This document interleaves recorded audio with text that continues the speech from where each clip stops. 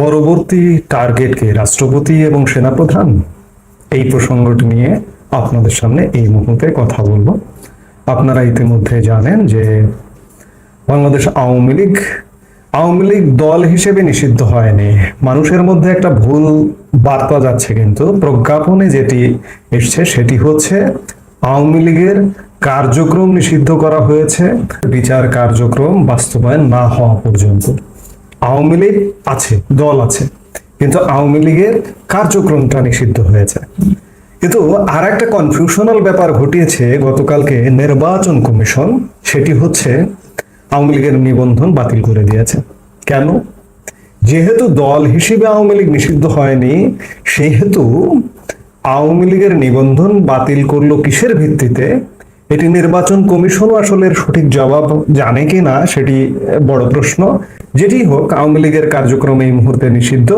আমি বলবো যে এই যে সরকার গত 9 মাস ধরে নানা রকম পদক্ষেপের পর, কিংবা সরকারের যে দল এনসিপি কিংবা সমন্বয়করা সফল হলো, যেটি হোক, যে আওয়ামী লীগকে অফিসিয়ালি কার্যক্রম বন্ধ করতে এই মুহূর্তে সফলতার মুখ দেখেছে। এদের আবার অনেকগুলো দাবি ছিল, যেমন রাষ্ট্রপতিকে অপসারণ করতে হবে, সেনাপ্রধানকেও অপসারণ করতে হবে, এদের তেমনটাও কিন্তু দাবি ছিল। সংবিধান স্থগিত করতে হবে, সংবিধান নতুন করে লিখতে হবে, এবং প্রোক্লেমেশন অফ সেকেন্ড রিপাবলিক ঘোষণা করতে, এই দাবিগুলো কিন্তু ছিল। আজকে যখন যেভাবেই হোক জোড়াতালি দিয়ে সফল কাম হয়ে গেল, সেহেতু পরবর্তী টার্গেটটাকে, আমার প্রশ্নটা এই জায়গায়, এখন কি তাহলে রাষ্ট্রপতিকে অপসারণ করবার যে জোরালো দাবিটা, সেটি বাস্তবায়ন করবার চেষ্টা করবে, কিংবা সেনাপ্রধান? আপনারা খেয়াল করে দেখবেন যে বিগত সরকারের সময়ে শীর্ষ পদে দায়িত্বপ্রাপ্ত যতগুলো পদে ছিলেন যারা, তাদের সবাইকে কিন্তু অপসারণ করা হয়েছে। ধরুন বাহিনী প্রধান, বিশেষ করে র্যাব প্রধান, বিজিবি প্রধান, পুলিশ প্রধান, এমনকি মন্ত্রিপরিষদ সচিব, সব পদ কিন্তু চেঞ্জ হয়েছে, কিন্তু সেনা প্রধানকে এখনো পর্যন্ত চেঞ্জ করতে পারেনি। এখন এই জায়গাটাতেও কি তারা হাত দিতে চাইবে, কিংবা সেই হাতটা দিলে হাতটা কি থাকবে, নাকি হাতটা পড়ে যাবে? কে কাকে সরাবে? ডক্টর ইউনূসকে সেনাবাহিনী সরিয়ে দেবে, নাকি সেনা প্রধানকে ডক্টর ইউনূস সরিয়ে দেবে, কিংবা মহামান্য রাষ্ট্রপতিকে সরিয়ে দেবে? দেশে কি ঘটতে যাচ্ছে, এমন প্রশ্ন কিন্তু ডালপালা মেলছে। তো কাজেই এখন আসলে দেখার বিষয়, এর মধ্যে অনেকগুলো ঘটনা ঘটে গেছে। সেনাপ্রধান জেনারেল ওয়াকারুজ্জামানের মার্কিন যুক্তরাষ্ট্র সফরে যাবার কথা ছিল 11 মে, সেটি বাতিল হয়ে গেছে। আবার গত কয়েকদিন যাবৎ বিশেষ করে এই যে হিউম্যানিটেরিয়ান করিডোর, যে এই করিডোর নিয়ে আলাপ করছেন বা অগ্রগতি, এগুলো কাজকর্ম করছেন, বিশেষ করে নিরাপত্তা উপদেষ্টার সাথে মিটিং করছেন। পিএসও এর মধ্যে গত পরশু কক্সবাজারও গিয়েছিলেন PSO, that means principal staff officer lieutenant general Kamrul, তিনি কক্সবাজার গিয়েছিলেন, গিয়ে আবার সেদিনই ফিরে এসছেন। অর্থাৎ হিউম্যানিটেরিয়ান করিডোর নিয়ে পিএসও কামরুল হাসান কাজ করছেন, নিরাপত্তা উপদেষ্টা কাজ করছেন, সেনাপ্রধান কিছুটা পর্যবেক্ষণ করছেন, সেনাপ্রধানও কাজ করছেন। তবে সব কথার শেষ কথা, এখন পর্যন্ত যেটি খবর ক্যান্টনমেন্টের বা সেনাবাহিনীর, সেটি হচ্ছে যে সেনাবাহিনী কিন্তু জেনারেল ওয়াকারুজ্জামানের নেতৃত্বে এখন পর্যন্ত ঐক্যবদ্ধ। আজকে হঠাৎ করে জরুরি পরিস্থিতি ক্রিয়েট হলো, বিশেষ করে আওয়ামী লীগ নিষিদ্ধ করা হলো, এবং খবর আছে যে আওয়ামী লীগ নিষিদ্ধের বিরুদ্ধে অবস্থান নিয়েছিলেন সেনাপ্রধান জেনারেল ওয়াকারুজ্জামান। এমনকি উপদেষ্টা পরিষদের বৈঠকে, আমি গতকালকের ভিডিও বলেছি, উপদেষ্টা পরিষদের বৈঠকের আগে সেনাপ্রধান যমুনাতে গিয়েছিল, তারপরে আওয়ামী লীগকে নিষিদ্ধ করা হলো। এখানে নিষিদ্ধ করবার ফলে এই যে যারা নিষিদ্ধকারী, তাদের তো একটু সাহস বেড়ে গেল, আত্মবিশ্বাসটা স্বাভাবিকভাবেই বেড়ে গেল। তারা তো এখন ভেবে নিতে পারে যে মহামান্য রাষ্ট্রপতিকেও এখন অপসারণ করা যাবে, সংবিধানকে ছুঁড়ে ফেলানো যাবে, সেনাপ্রধান জেনারেল ওয়াকারুজ্জামানকে অপসারণ করা যাবে। আসলে কি করা যাবে? এই জায়গায়, সব জায়গায় তো আসলে হাত দিতে হয় না। সব জায়গায় হাত দিলে, কোনো কোনো জায়গায় হাত দিলে হাতটা তো পুড়ে যেতে পারে। আমার তো মনে হয় যে পরিস্থিতিটা সেদিকেই যাচ্ছে। দেশের পরিস্থিতি আওয়ামী লীগ নিষিদ্ধের সাথে সাথে, আওয়ামী লীগের এখন কার্যক্রম নেই, কিন্তু দল আছে, কিন্তু দলকে নিষিদ্ধ করা হয়নি, আমি বারবার বলছি।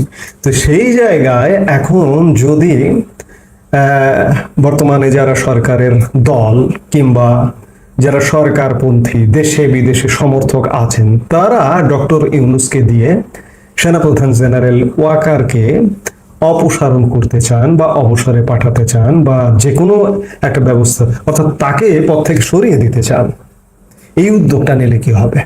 তখন আসলে কে কাকে সরিয়ে দেবে? আমি বারবার একটু আগে যে কথাটা বললাম যে সেনাবাহিনী কিন্তু ঐক্যবদ্ধ জেনারেল ওয়াকারুজ্জামানের নেতৃত্বে এখন পর্যন্ত সেনাবাহিনীর মধ্যে অন্ততপক্ষে কমান্ড ব্রেক করেনি যে আমরা জেনারেল ওয়াকারুজ্জামানকে মানি না বা জেনারেল ওয়াকারুজ্জামানের বিরুদ্ধে অভ্যুত্থান করব, এমনটা কিন্তু এখন পর্যন্ত এই খবরটা নেই।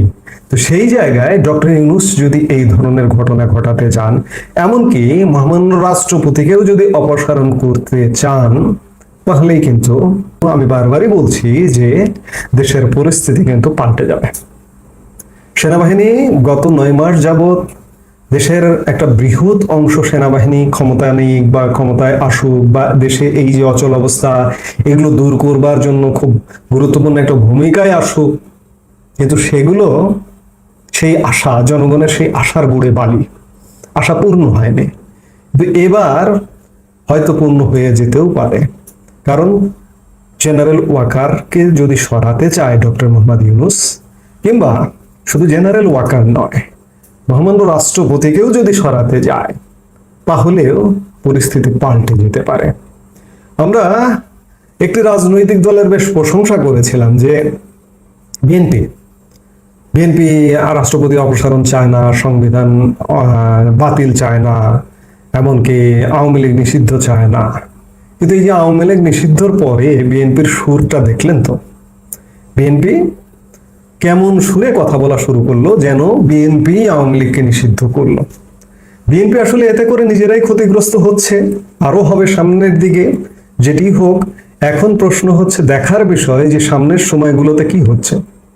আওয়ামী লীগের কার্যক্রম নিষিদ্ধ করে জেনারেল ওয়াকারকে অপসারণ করতে পারে কিনা, রাষ্ট্রপতিকে অপসারণ করতে পারে কিনা, এবং সেই কর্ম করতে গেলে দেশের এখন যে একটি শাসন কাঠামো দেখছি কি হয় বা কি পরিবর্তন আসে কিনা, সেটিও ঘটতে পারে, ঘটে যেতে পারে।